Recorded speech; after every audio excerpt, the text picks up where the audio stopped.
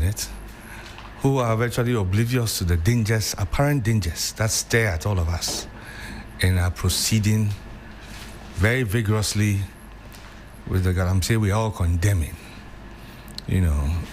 There's always this difference between small-scale mining and Galamsey.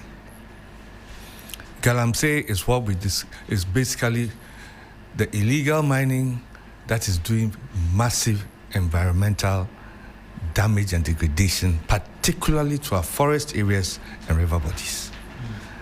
And this matter is of grave concern to Ghanaians, and it is one of the major issues that influenced the last election. And it's still a very major issue on the hearts and minds of Ghanaians. A couple of weeks or so ago, the President, His Excellency President Mahama, addressed the nation, and when the issue of, I think the press encounter,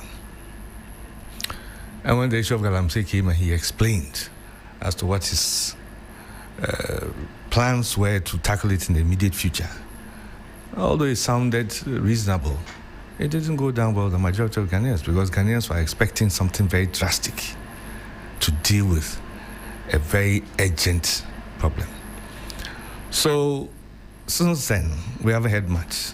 The next we heard is what the Minister for Lands has said, that I'm not too clear exactly what he meant, but my understanding is that the river bodies and areas that are seen to be Galamsey areas are going to be declared security zones.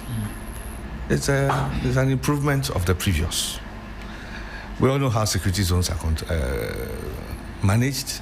You don't go there if you're not been authorized to, and if for any reason you find yourself there are so many things you can't do. You can't just go wandering around security areas. So they become very restricted and prohibited areas, and there are consequences for unauthorized people being in such security areas. So that is a welcome step, towards the general fight. We are still hoping to hear of more drastic. On my own part, I want to hear, I think it's way behind time for us to have banned shangfans. It should be a banned product. It should be illegal for anybody to be manufacturing, or operating, handling, or transporting a shangfan. It must be a crime, criminal offense, for anybody to be handling such an equipment, because it is the shangfans. Yes, the excavators and other things are still there doing the work, but the shangfans particularly are the ones that are doing the major damage to our water bodies. They wash the earth, they mix it with the chemicals and send it back into our water bodies. They put they as it were process the earth into very fine material that when it's suspended in water, it does not settle, and that is what pollutes the water.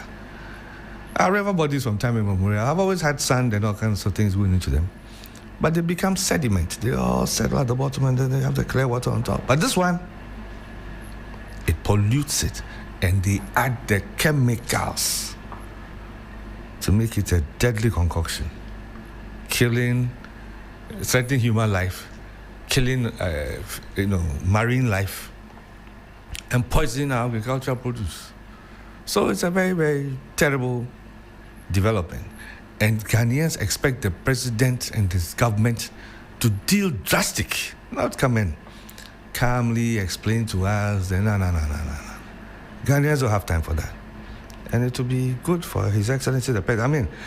To set up the other day, no other person than Dr. Cadman Mills,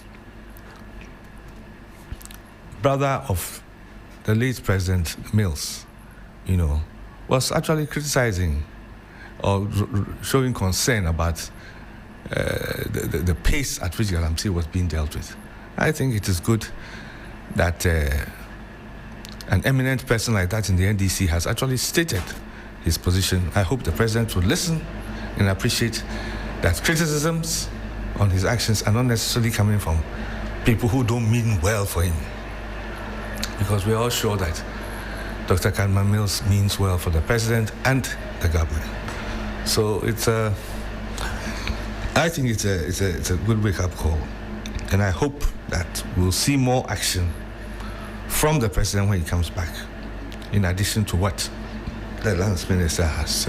As to the contamination to the food products, the agricultural products, that one is another matter altogether. Another terrible development. I mean,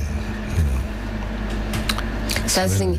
Mr. Langdon, I'll definitely want to pick your thoughts on how much of this lies on the people of Ghana, how we apportion, maybe not even blame, but responsibility when it comes to the residents, when it comes to religious leaders, when it comes to our chiefs and the custodians of the land as well. So please ruminate on that for me. But Doc, we saw on one of the papers today, Mawana, was it Agbogbolohyi traders? They say they vehemently deny the presence of mercury and any kind of impurities in the fruits and vegetables we're consuming, because the vegetables look fresh, they look juicy, they don't look to be contaminated. And I wanted to find out, even before we get into your thoughts about this security zone issue, can you tell whether your fruits and vegetables are contaminated simply by looking at how fresh and juicy they look? They said if you boil it, as soon as you boil the cabbage, the mercury will now, dissipate all of the lead. And I thought, well, if this is what our market men and women are telling, those we're in serious trouble. And I wanted, at least from that perspective, to lay that foundation. Can we really tell what we're eating by just looking? No. You certainly cannot tell. It said it looks fresh. No. See, these are metals that find themselves in the core of the fruit. You cannot just look at it and determine that because they look fresh, they do not contain any contaminant. I think that there's still a gap of education. We need to continue to educate our people that you cannot just look at a fruit and say that because it looks fresh, it is succulent. For that matter, it does not have any chemical in it. Other than that, I think that we are in big trouble if that is the perception out there. But you see, I don't know whether my substantive submission has started. I mean, even before that, how do we marry the two between trying not to be alarmist, but also drilling it home that we are not safe? Because I have fully accepted that I am drinking and eating poison. Have I taken it too far? Am I being alarmist? Or is that the reality that we are eating and drinking poison? That means we are marching every day very quickly towards our grave. There's every reason for us to be concerned looking at how things are going. It's been happening for a very long time. You understand the point I'm making? And so I agree with you when you say that should we be worried? We certainly need to be worried. There's the mere fact that Ghana Water Company years back even started sounding the alarm bells that if the activities of illegal mining do not stop, they will be compelled to shut down their machines. We have heard reports from various experts that we are seeing increasing levels of mercury and cyanide in our tubers of yam and what have you. That is a wake-up call.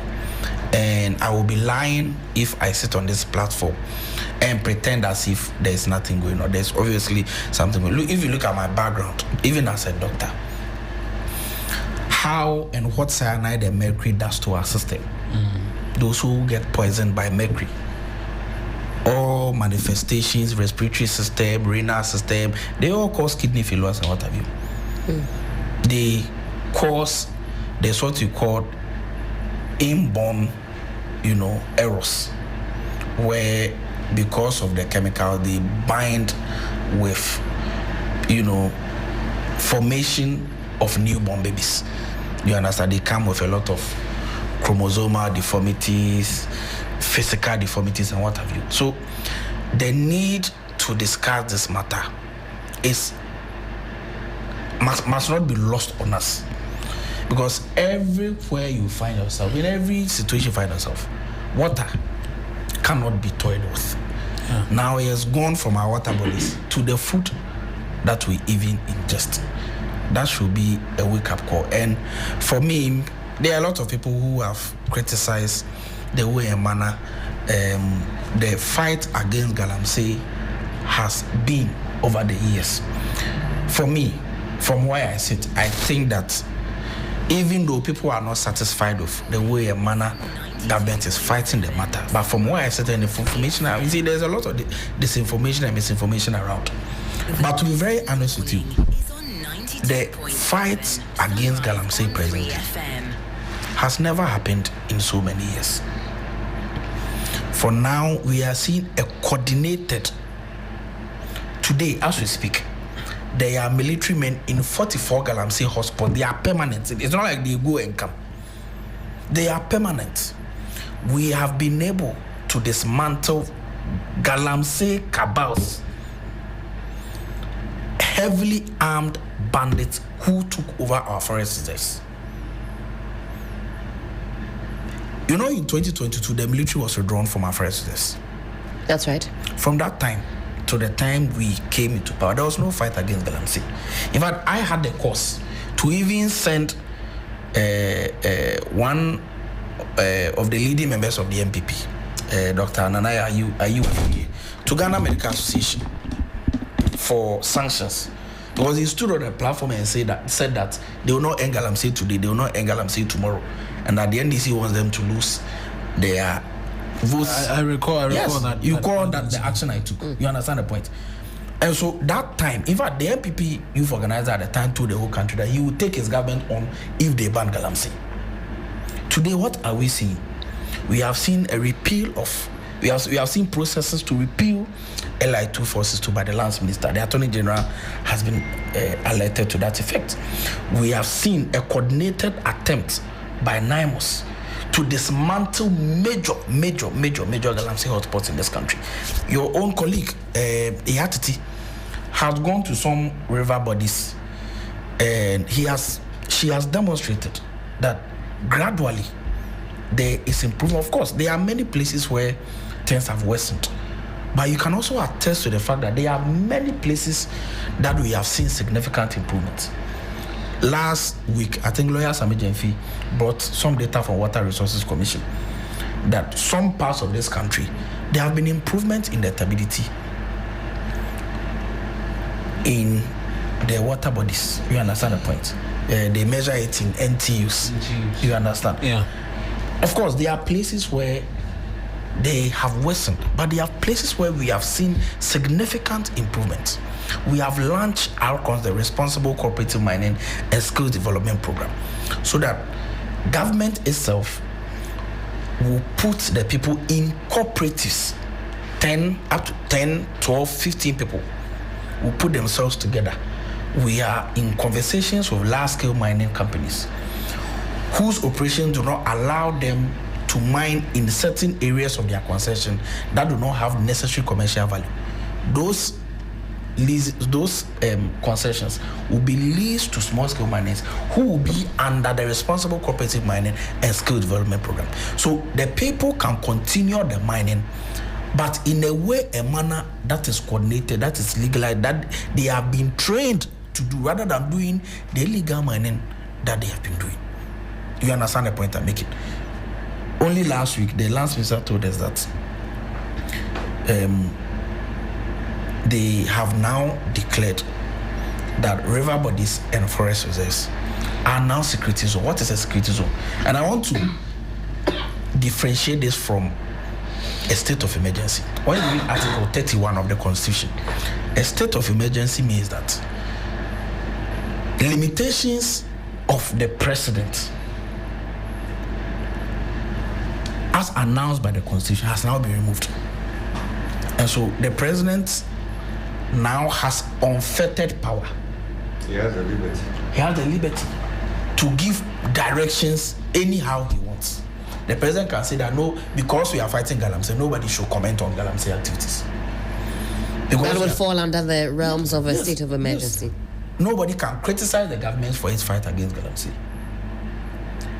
Police and military should shoot people and kill them, whether you are just farming around the river body. Is that what a state of emergency would have meant? Yes.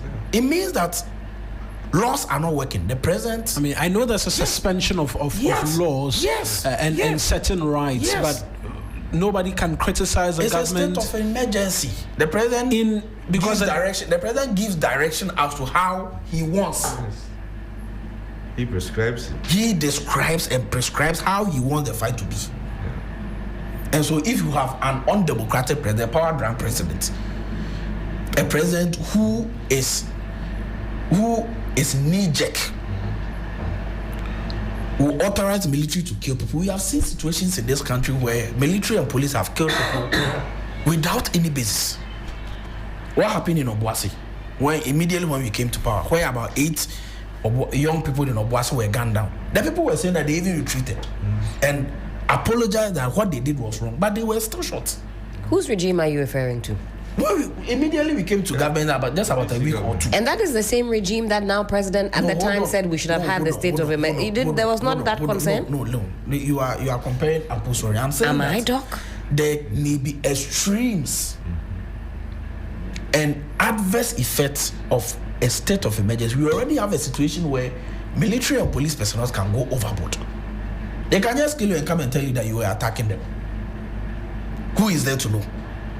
So in the declaration of a state of emergency, we can have a situation where people can be killed unwarrantedly merely because they were doing an activity around a river bank or in a forest. Some may even be farming. But now you have a Democrat, and I think that we need to commend President Mahama. He says that he has declared all river bodies and forest reserves security zone. What is a security zone? It means that when you are found there, you are arrested. You cannot walk into Jubilee House just like that. It's a security zone. You cannot go to Tamaport and say that because there's a river or there's water there, you are going to fish. It's a security zone. And so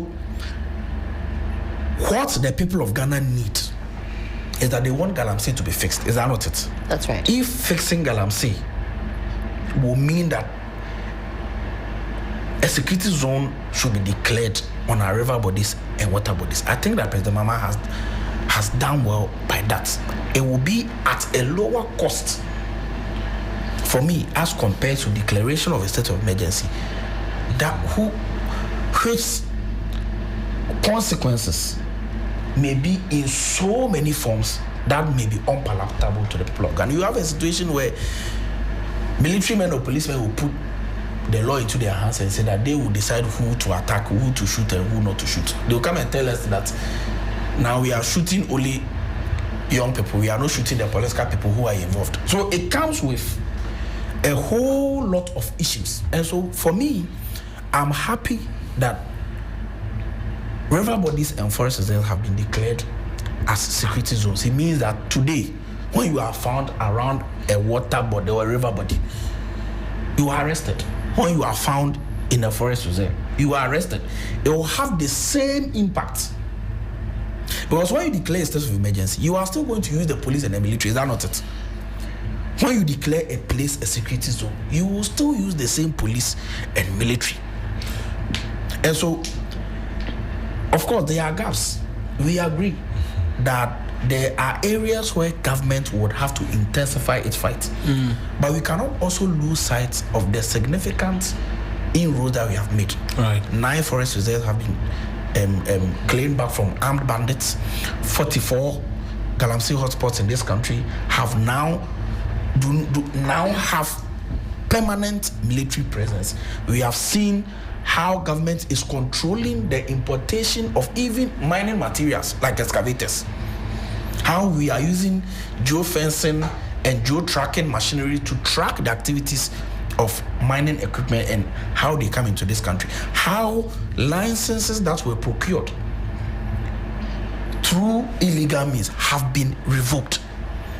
The activities of NIMOS and Blue Water Gas, have we not seen? Even your own colleague, Erastus Asare, has commended the government about how efficient NIMOS has become. Of course, people have done illegal mining for so many years. They have made a lot of money. When you tell them that today they should stop doing what has brought them billions of dollars or millions of cedis within a short time, they will not agree. You sack them, they go home. In the next month, they will do what? They will come. So you see that there are some places that today you go, stability is low. It's because they have been sacked from there for about a month. They will be there the next month. You go there, you see that no, the stability has gone up again. And so until we have been able to completely end the activities of illegal mining, we will still have small difficulties. And the president and the Lands Minister, cabinet, and the leadership of this government is willing to wage a relentless war against Galamsey, as we have seen. And I want to encourage all young people listening to me. We have launched a responsible cooperative mining and skills development program. There are so many pillars where you don't even necessarily need to mine. Some of the young people will be put into reclamation, reclaiming mining pits that have been dug and causing havoc or terror to people. Some will be trained into repair of mining equipment. Some will be trained into farming cooperatives and what have you. So if you read the outcomes, the program, it has about 6 policies. You understand the point? And so we are encouraging them, right, not to put the laws into the air, not to enter a forest or a river body and do whatever they like. But they must. I hear you on all of the explanation, but just listening to Mr. Langdon, there's a bit of drastic nature. The drastic nature in the fight is what many say is missing. Yes. For instance, you've mentioned curbing the inflows of mining equipment.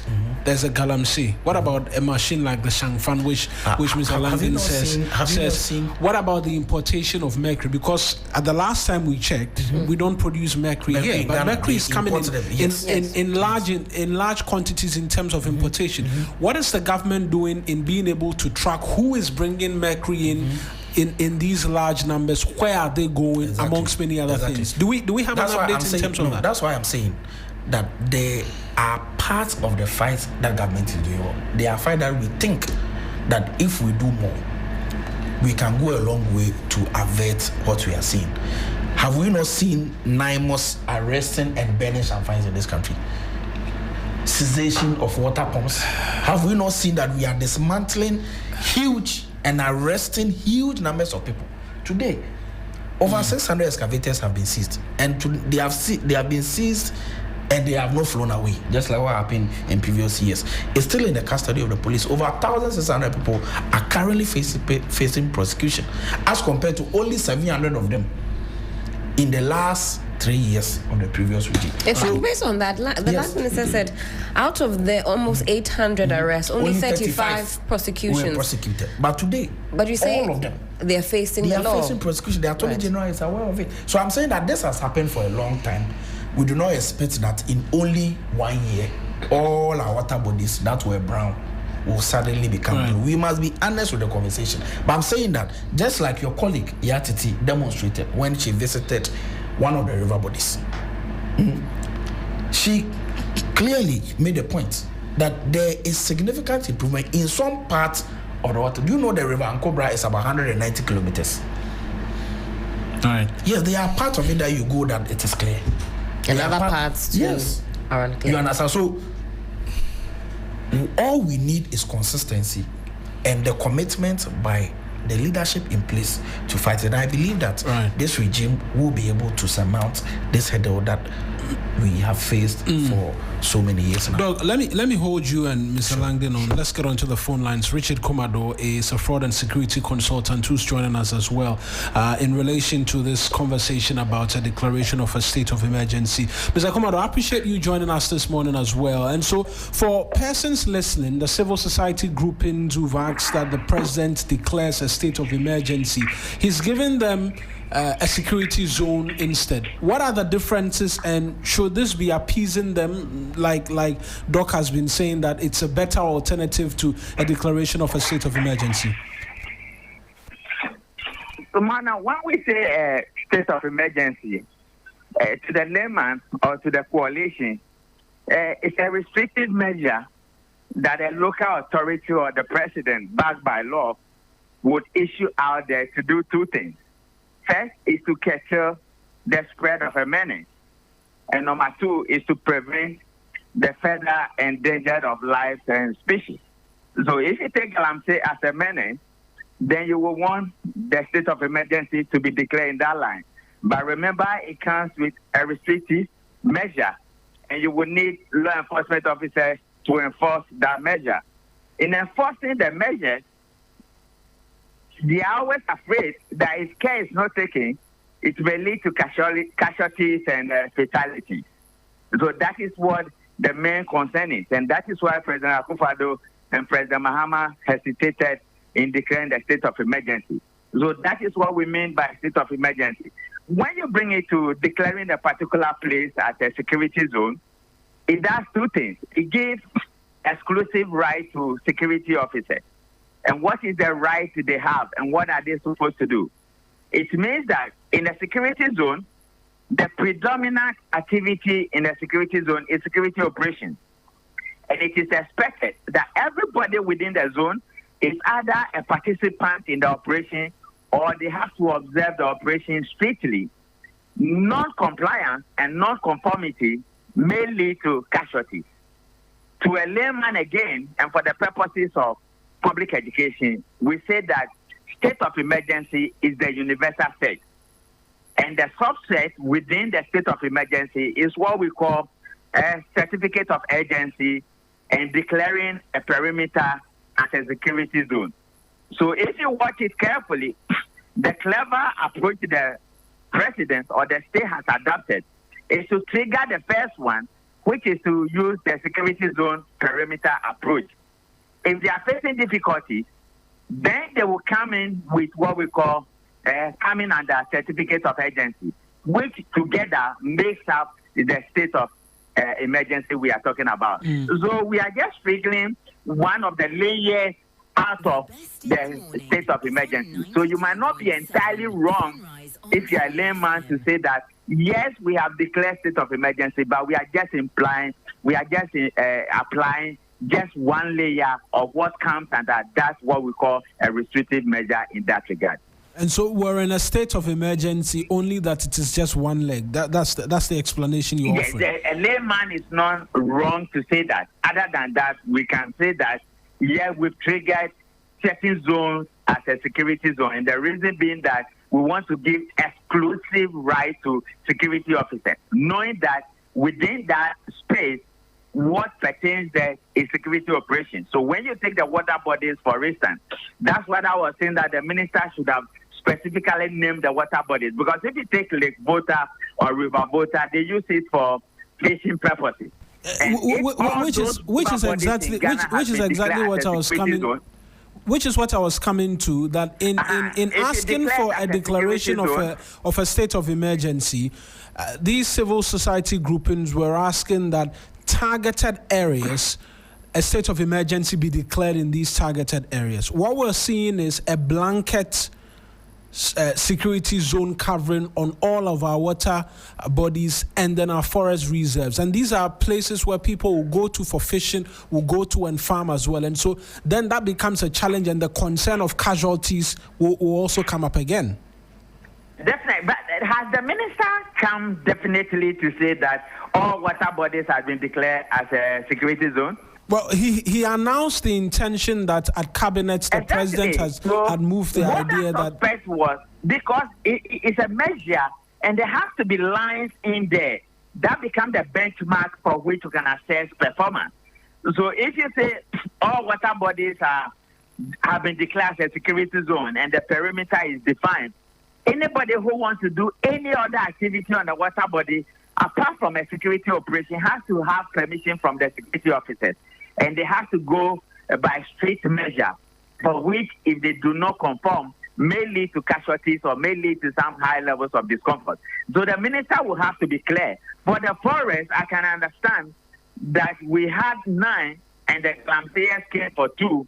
So once they give them exclusive right, they will want to call off all the 9 and make sure that nobody gets involved and permissive restrictions will be effected in that regard. But whatever it is, the minister must come clear so that it becomes proper for people to benchmark the output of what will become the work they have done. Then people can use it for performance measure.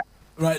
Let me just hold you, Doc. Do we have clarity on what the declaration of a security zone is going to be? Because from knowing which areas, I believe that going forward, that information will be put out. But the plan or the intention has been put in place to do that around some river bodies where there is hotspot Galamsey activities in those areas.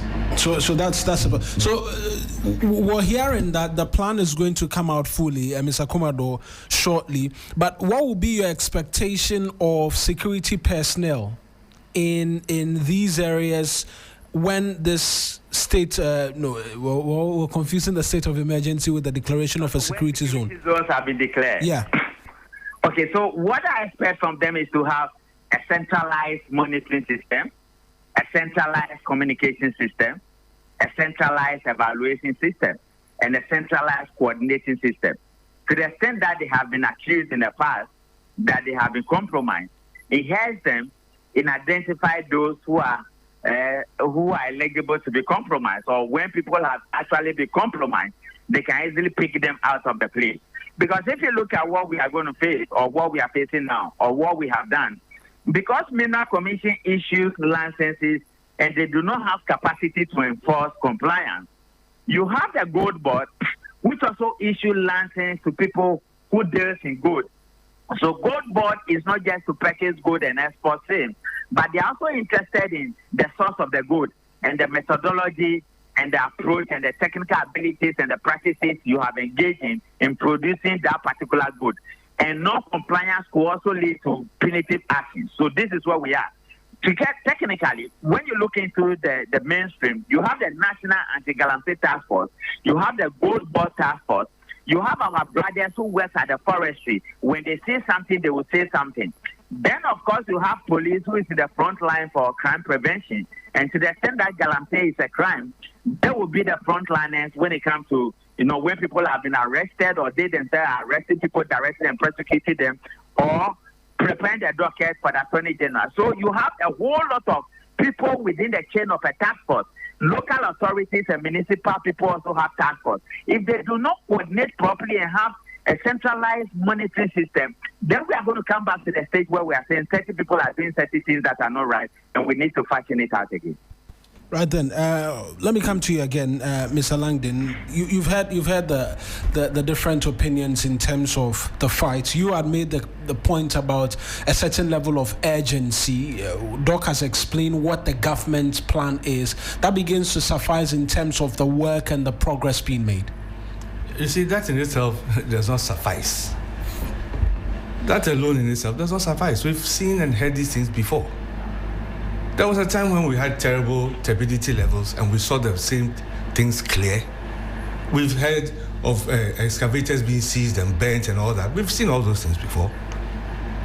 Bottom line in all these things is leadership. The president some weeks ago came out and explained these things.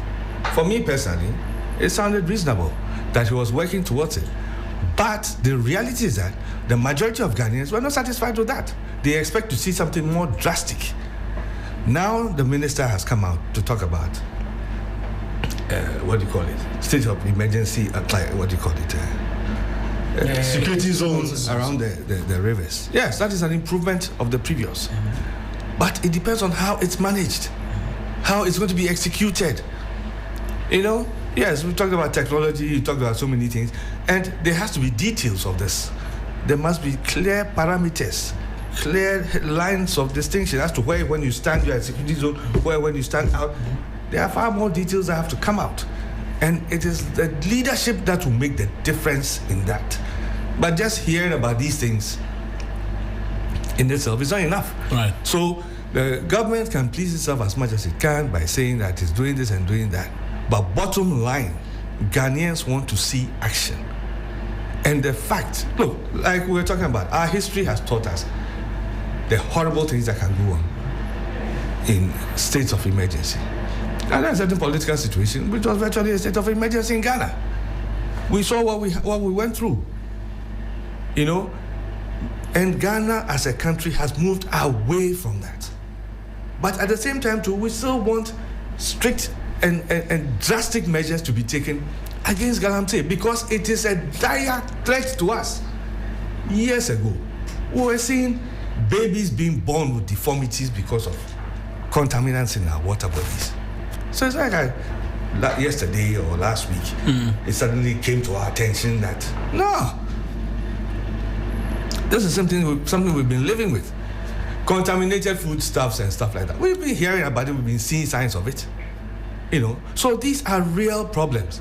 So it's not about talking and explaining about what government is doing. No. We've gone beyond that. Ghanaians want to see action. When the minister says state of emergency, security zone, within days, Ghanaians want to hear beyond that. What has cabinet said? What are the details to it? What are the consequences?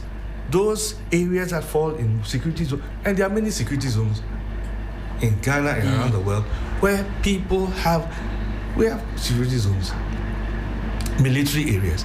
But then in some of the local communities, they know their headsmen who bring their cattle around, who bring their sheep around. It is still a security zone. Yet they allow these things to happen. There are mechanisms that will govern the security zones that will be established. And there may be different varying rules that will apply to varying areas. Like we spoke about the fishermen. Yes, if there are some local fishing communities and they are known and registered, they may be allowed to apply their normal fishing. So every situation will have its own peculiar guidelines and restrictions. Right. These are the details Ghanaians want to hear. Not just that security zone has been, the president, the minister has. No.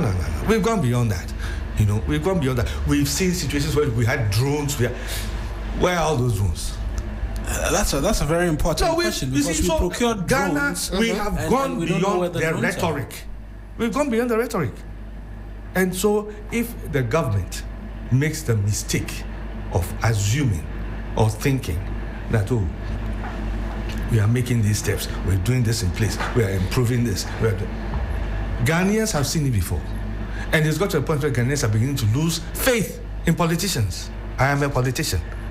And Ghanaians are beginning to lose faith in politicians. It's a reality we have to face. Yes, a community mining, the Great Transformation Plan, we've drawn it up. That is a very sustainable way we can help alleviate poverty, create employment, and get gold legally and responsibly. Yes, the government must pursue that. But at the same time, too, we must fight Galamsey. And the populace must see and appreciate and have confidence that the government is fighting Galamsey. Because if that is not done, and you see, this issue about this, you were asking about. I wanted to, and let me flesh out that question, please, Mr. Langdon, because we agree everything rises and falls with leadership. Yes. But in the Galamsey ecosystem, if you were to apportion it by way of percentage, the chiefs, how complicit are they? Yes. We as a community, but what the traders say, if the thing looks juicy, well, let's eat it because there's nothing going on. We as a people, do we really frown upon those who are making illicit gains from doing some of these illicit activities? How do we also, take responsibility for what is going on, or is it all to do with government? It's not to do with government. It is to do with leadership.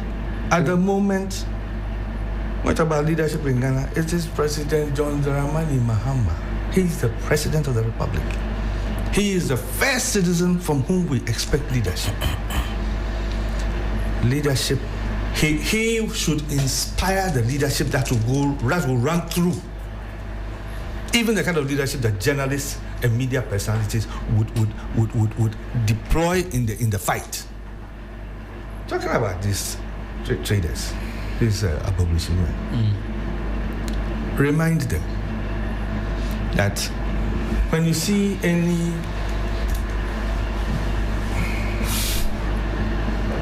beautiful, sweet-looking woman or man, that doesn't tell you anything about the person. There's a doctor sitting right here. Doesn't say anything. That person could be as contaminated as hell. That is the reality. So you should explain it to them that way, because they themselves, they are aware that when they are dealing with each other, from time to time they hear this person has dropped their bang, this person is sick. They know. It is the same thing you should explain to them. That's the same way they see their vegetables. They may appear juicy and whatever. It is not all. So, you see, we must break things down to people's level. That is how you fight Galamsey. That's That's how you fight. And you see, when you bring such messages down to the people in the communities, to the traditional authorities, you find out how many people wake up in the morning and want to go into that Galamsey site and go and pollute the water. Depend on how you send the message, how the leadership you give. You know, why did Ghana achieve so much in the 7 years of Kwame Nkrumah? It's a leadership. It's a leadership. Right. You know, so at the end of the day, let us not make mistake. Yes, we made some progress, but Ghanaians have seen it before. Ghanaians have seen it before. Right. You know, I'll have you come in, but there's an inset of the Agric Minister as well, which I want us to just bring it into this Galamsey conversation. He's been speaking as to some persons within who are negating the government's efforts in dealing with Galamsey. What is it within the government? That's the big question. Some of our people are conniving with the illegal miners. How can you eat? I don't know if it's the people within the government, or he's referring to persons within the localities who are aiding. It could cut both ways. Or actually. those that even hold the hand of persons, some of, and bring them in as sometimes well. the Chinese who don't know, they don't know the mining they don't know Abrewan crime. Yeah, exactly. But they go and they find their way there. And I'm so happy you mentioned Abrewan crime because you busted the place and took out the. Never happened. You see, and before I even get to, let me talk about the agreement. You see, I've not heard or I've not seen the video, and I don't know exactly what it means that some of our people, it may be some of our chiefs, some of our young people, some of our stakeholders. But in this current situation, the first line of thinking would be his. Oh no, you cannot be so sure. But Doc, are you saying that's not a possibility? Why have you omitted it from the list? So I was mentioning it. It can be some of our party people, some of our government people, some of our opposition people. Yes. Any stakeholder that has something to say, has some influence in any part of this country can be part. So I'm not able to discuss this matter because I don't even know what the Agric Minister meant. Maybe he meant well. Definitely, this is a concerned Ghanaian politician and a citizen who think that people are not helping the fight the president is waging against Galamsey. So that's something little I say about it. You see, I hear people say that we have seen this fight before.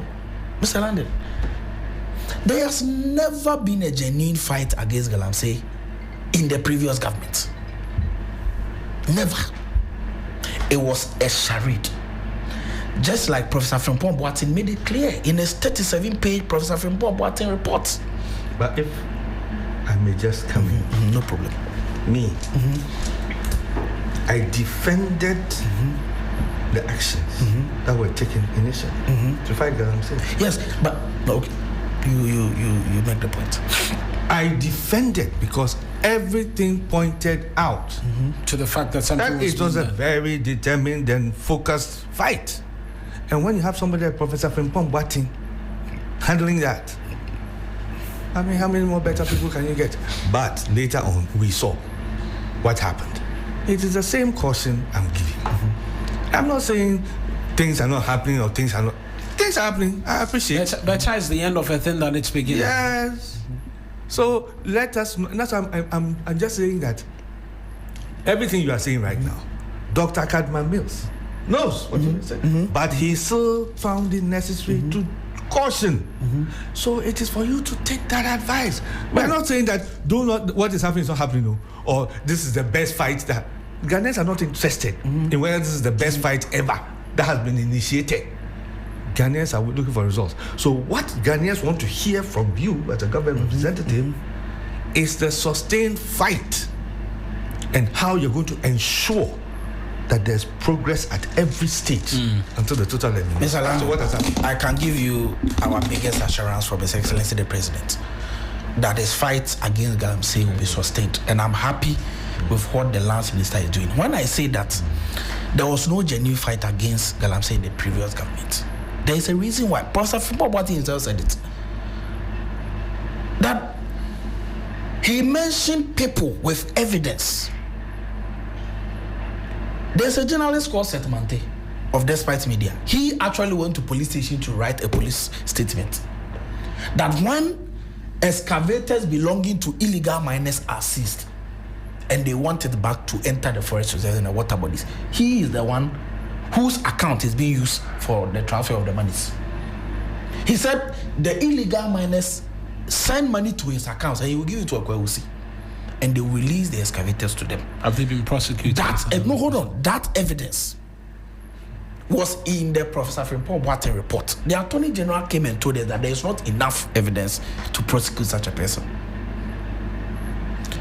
The minister told us that he brought that anti-Galamsey report 2 years to President Kufuor's office. President Kufuor never opened it until he came out to say that he had brought a report. President Kufuor didn't mind him. Minister that the president himself put in charge of the interministerial committee, they were not even coming for meeting. We saw leading figures in the MPP, Kende Japan, titles, Glover, and what have you saying that, oh, the Galamsey there, they can't fight it. Now there's their own people who are doing it. Why? Are we not in this country? Didn't I tell you that in 2022, the military was pulled out of our forest reserves and our anti-Galamsey fight? So from 2022 and 2024, what was the fight? There was no fight. And so I can understand the concerns Mr. Lang is raised. Of course, we take it. And that is why since we came, there were some individual operation, anti-Galamsey operation. Have we not consolidated all of them? So that we can have a single front against Ghana. And they have done extremely well. Legislatively, what have we done? Have we not repealed the LI 2462 that many people spoke about? We even spoke about it in opposition.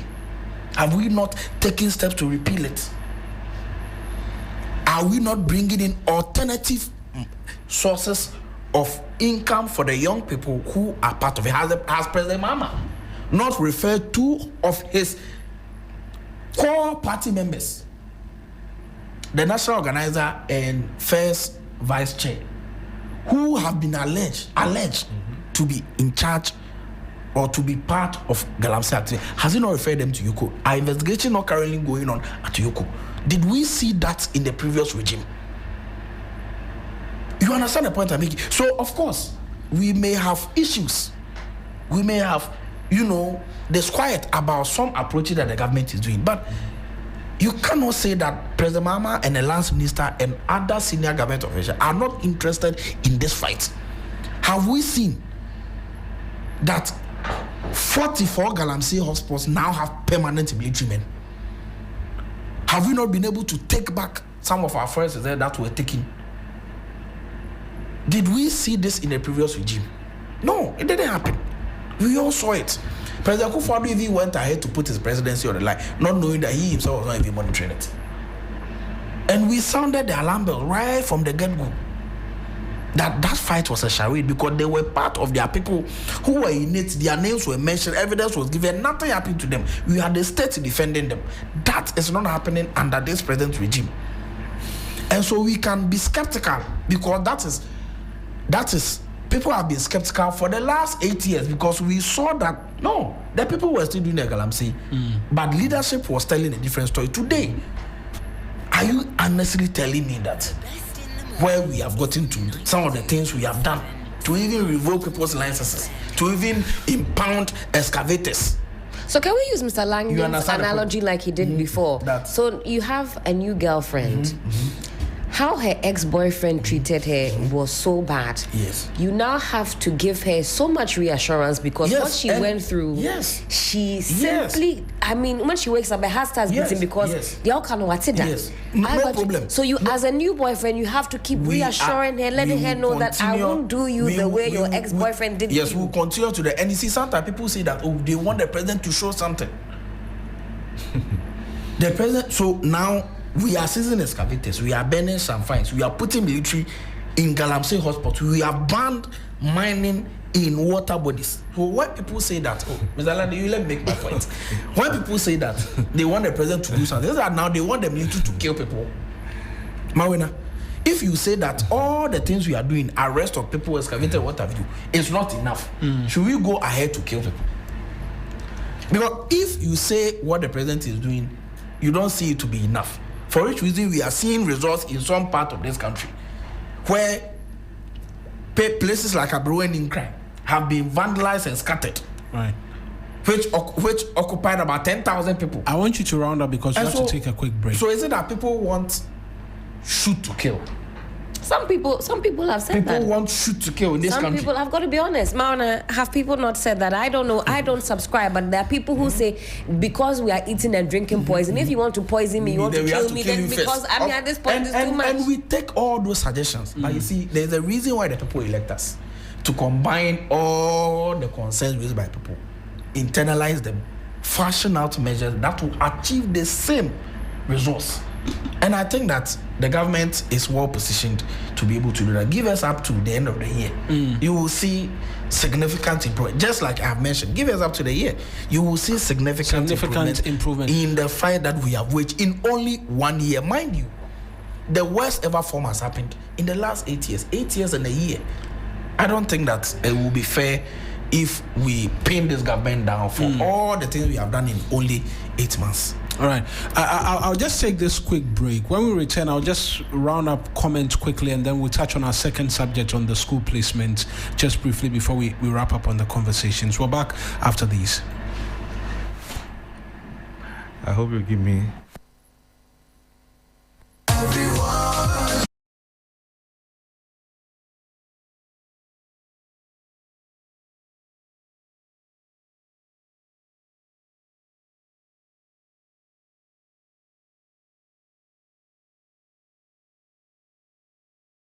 Purchase your tickets or go to the luckiestafrica.com, hit community tickets and pick your lucky number. Or let the system do its magic.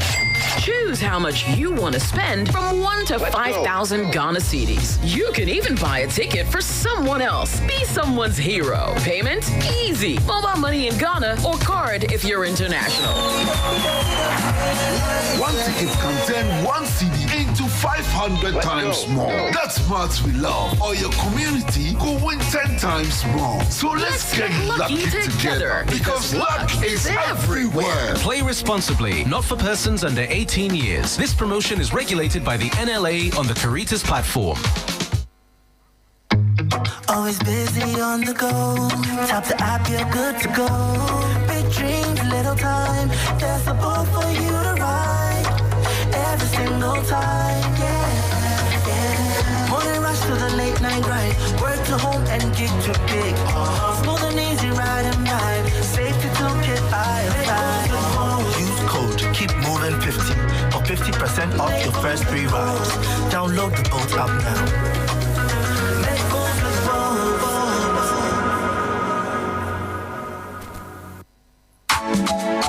Here is a special announcement from the Ghana Health Service to the general public on the outbreak of Mpox, formerly known as monkeypox. Mpox, which is caused by the Mpox virus, can be transmitted from animals to humans as well as from human to human. Infection can occur through a bite, scratch, or handling of an infected animal or its body fluids. The virus can also spread from one infected person to another through droplets when talking, breathing, coughing, or sneezing at close range, and skin-to-skin contact with a rash or lesions, sex, kissing, and mouth-to-skin contact of an infected person. Additionally, it can also spread through direct contact with contaminated personal items such as bed sheets, linens, clothes, towels, combs, brushes, or hair clippers. Mpox can also be transmitted from a pregnant mother to her unborn baby. Symptoms of Mpox include rashes on the face, palms, soles of the feet, mouth, throat, eyes, or groin, as well as fever, headaches, chills. He passes to his teammate. This is Ezzedine. Ezzedine! Oh! A goal! Rounds the keeper! Goal!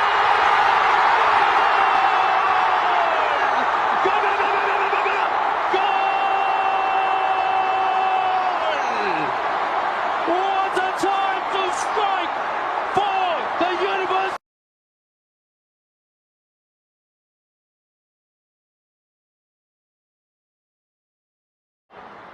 He passes to his teammate. This is Ezzedine. Ezzedine! Oh! A goal! Rounds the keeper! Goal!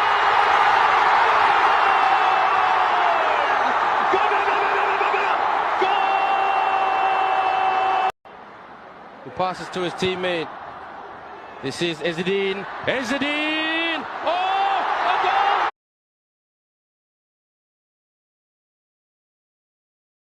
Conversation. And Mr. Langen, I'll just have you round up for us quickly so that we can move on to the subject matter on SHS placement, just briefly. Well, thank you. Let me just make the point clearly that I'm not interested in politics. I'm not interested. Whether it's NDC, MPP, I'm not interested. My critique on this matter, and when I say it, I'm not referring to the last 8 years, what the last government did and that kind of thing. Ghanaians have seen hope, especially from a new government. Hope. And then along the way, you see a total derailment of that hope. Yes, today it is good to condemn the previous government about how the Galamsey fight was handled and how the government never, in your own words, had any commitment to fight it.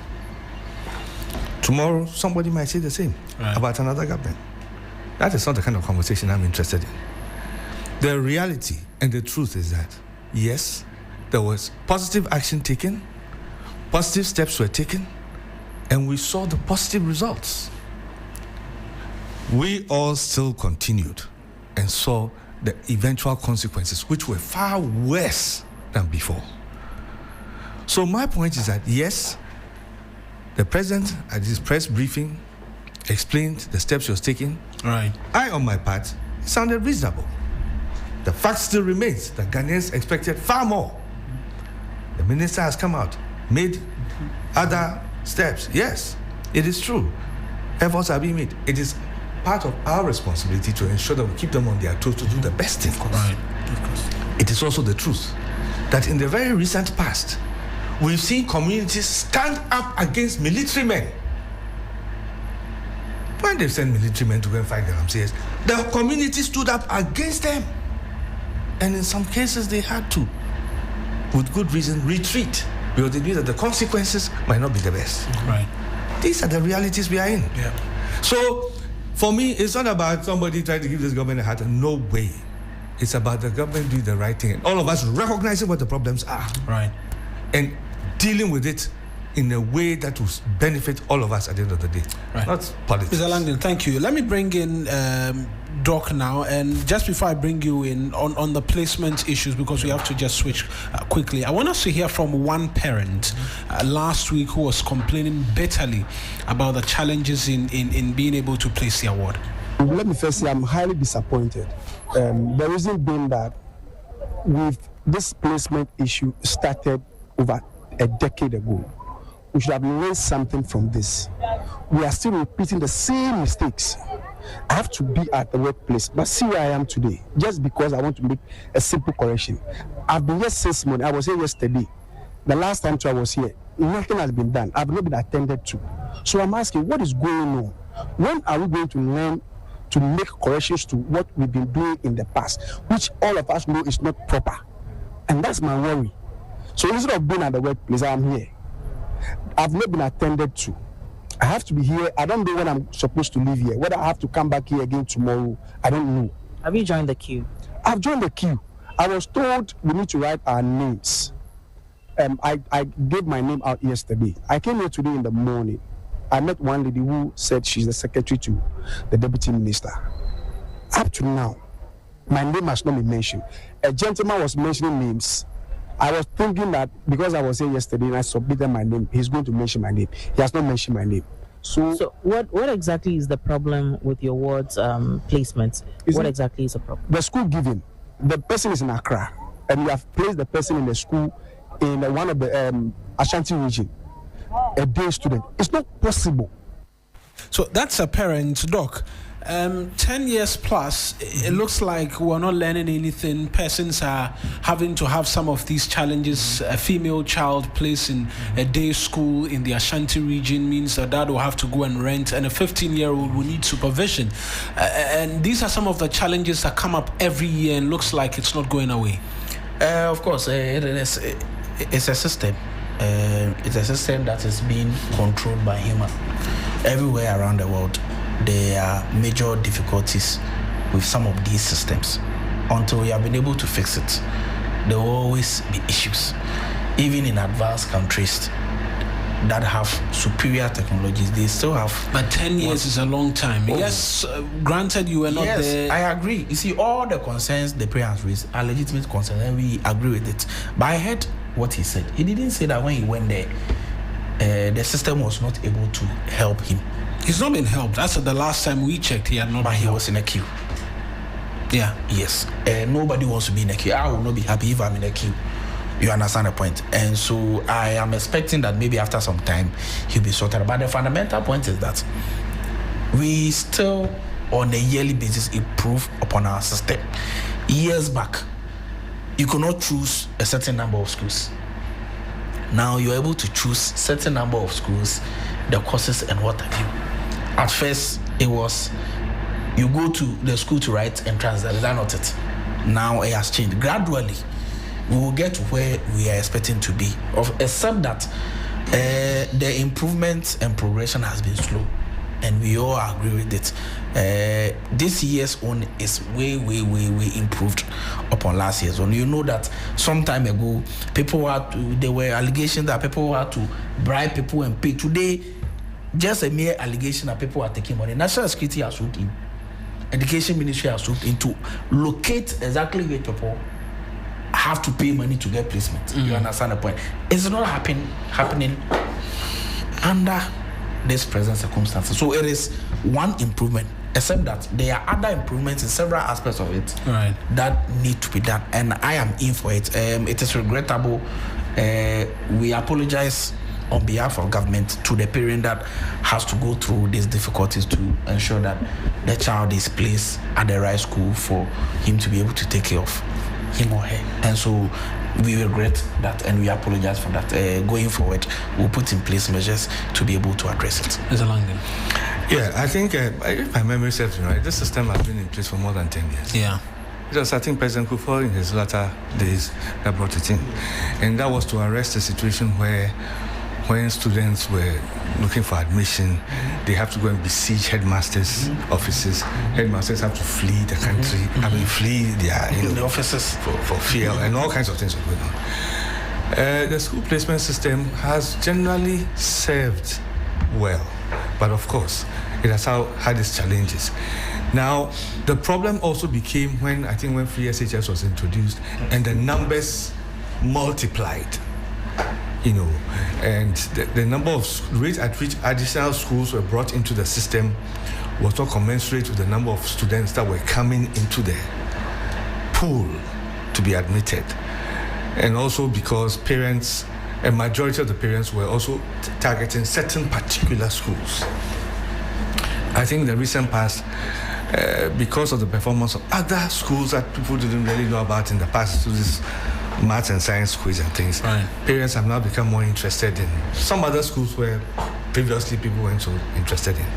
So I think generally the system must be improved. They must, appreciate the problems that it generates and work at it. After all, why are people in the ministry? Why are people employed? Why are people working in the secretariat? Their job is to solve the problem. So when problems occur, I believe that at the end of this year's placement, they will appraise the system, how it went. Some of the problem also comes from the parents who don't fill the forms the way it is required. Some of them inadvertently make mistakes.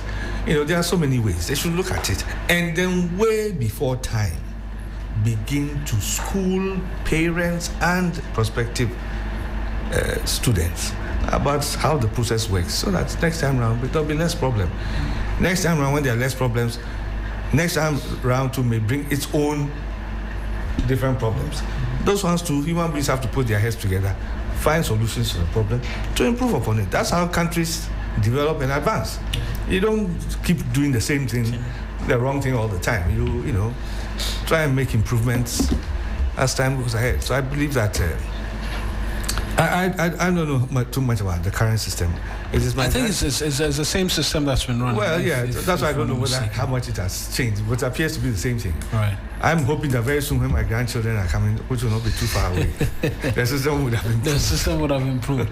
All right, gentlemen, I think we'll have to end it all here. I appreciate you joining us this morning. Philip Langdon is a member of the Movement for Change, joining us this morning. Dr. Samuel I is a presidential aide responsible for communications as well. We had Richard Kumado join us via the phone lines. He's a fraud and security expert, a former BNI operative as well, speaking to us on the subject matter that took a lot of our time, and rightfully so, the Galamsey conversation. And we'll continue to have that conversation here when you tune in to 3FM 92.7. But as always, thank you very much for coming. Thank you.